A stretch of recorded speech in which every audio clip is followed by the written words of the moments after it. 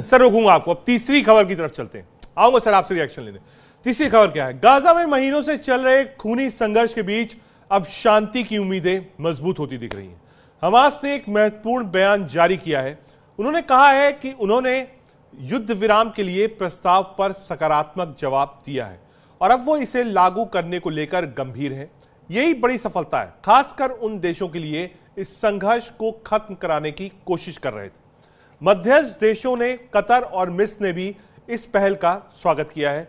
Hamas के बयान के मुताबिक इस प्रस्ताव पर फिलिस्तीनी गुटों और सुरक्षा बलों के साथ विचार विमर्श के बाद सहमति भी बनी है।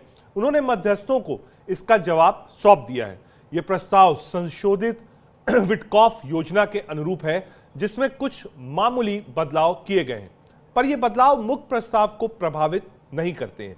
हमास ने मानवीय सहायता की आपूर्ति पर भी जोर दिया है। उन्होंने कहा है बेकरी, अस्पताल, अन्य जरूरी सेवाओं के लिए राहत सामग्री की पर्याप्त आपूर्ति होनी चाहिए। इस राहत सामग्री को केवल तटस्थ और अंतर्राष्ट्रीय संगठनों के जरिए ही पहुंचाया जाना चाहिए, जैसे संयुक्त राष्ट्र और रेड क्रॉस।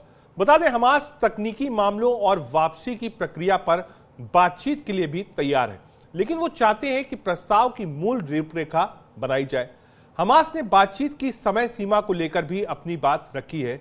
उनका कहना है कि 30 या 60 दिन की सीमित अवधि ना रखी जाए। बातचीत तब तक चलनी चाहिए जब तक दोनों पक्षों के बीच एक व्यापक और स्थायी समझौता ना हो। यह संकेत है कि हमास अब वार्ता के लिए लचीला और गंभीर रवैया अपनाने को तैयार है। गाजा में इस वक्त की यह स्थिति शांति की दिशा में एक महत्वपूर्ण कदम मानी जा रही है। आपको बड़ी बातें बता दें, युद्ध विराम पर हमास की बड़ी बातें क्या हैं।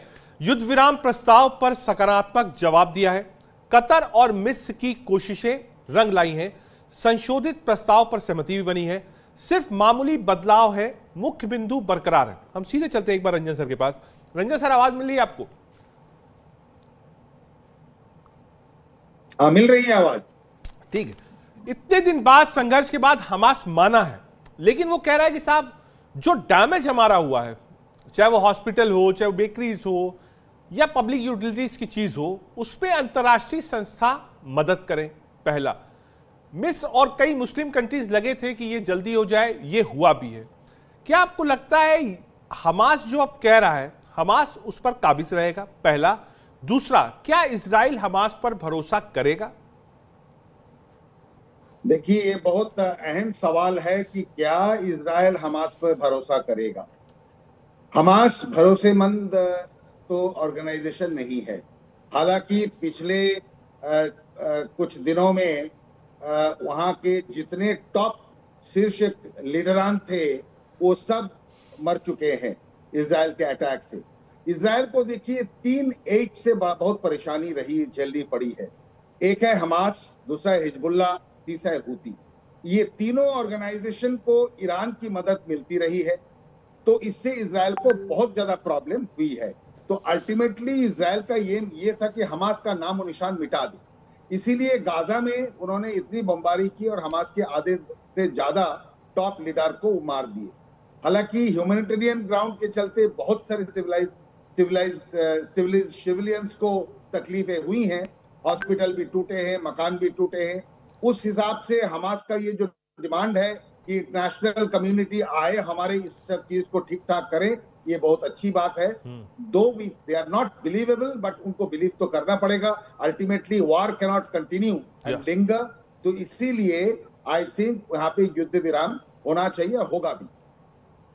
ठीक है, लेकिन आपको लगता है कि ये जो टू वे फ्रंट था, एक तरफ आपने ईरान के साथ मोर्चा खोला, एक तरफ आप गाजा पट्टी पर बम और मिसाइल्स गिरा रहे थे, ऐसे में ये एक अच्छी चीज और एक अच्छा, आप कह सकते हैं, वे आउट होगा इजराइल के लिए कि कम से कम दो फ्रंट पर एक साथ ना लड़ना पड़े? एकदम एकदम एब्सोल्युटली। ठीक है, हम आगे चलें।